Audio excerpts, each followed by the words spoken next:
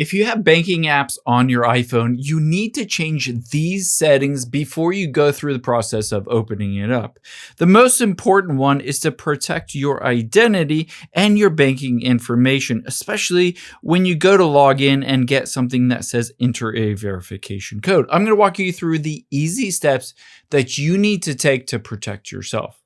The first thing we're going to do is head into the Settings app of your iPhone. From the Settings app, tap on General towards the bottom, and then scroll down and tap on Autofill and Passwords.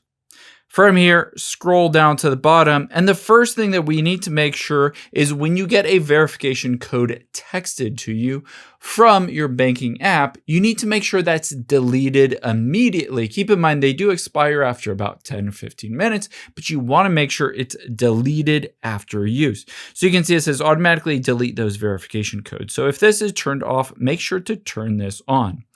The next thing we want to do is make sure that those codes are not being forwarded to another device, and essentially they'll get the verification codes in addition to your iPhone.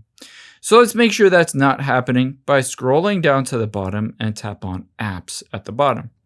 After you've done that, let's scroll down and find Messages on this list and tap on that.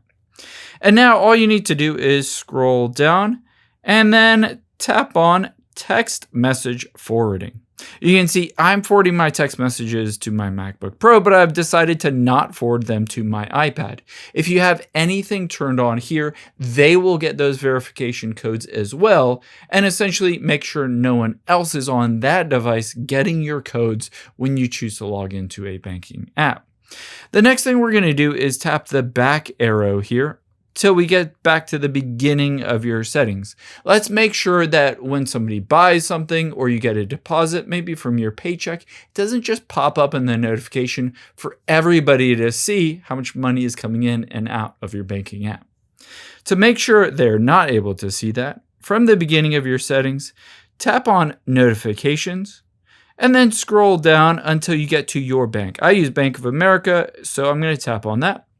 Now, I have allowed notifications, which is perfectly fine. However, if I scroll down, you can see Show Previews, and it's set to always. Essentially, what this means is if I get my paycheck every month or I make a big purchase, then anybody with my iPhone can just pop in and see those notification previews without unlocking my iPhone. So I'm going to switch this to never. I never want to show those previews. I'll still get the notification, but it won't show me information until I log into that app and open it up.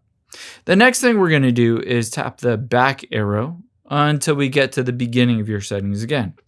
Let's help protect your banking apps by scrolling down and tapping on Face ID and passcode.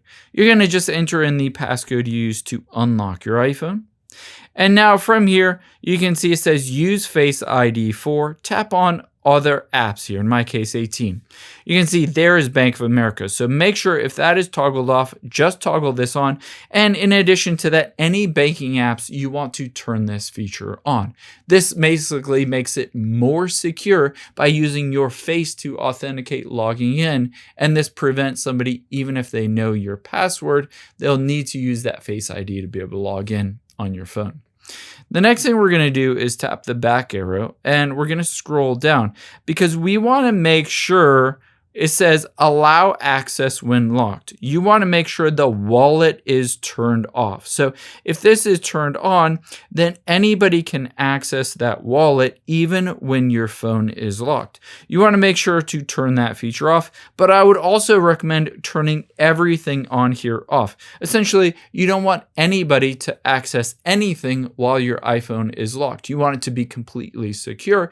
And then of course you can unlock your iPhone manually and then have access to whatever you want. I hope this helps. If you enjoyed this video, check out the video over to my right. I think you'll really like that one too. And thanks for watching.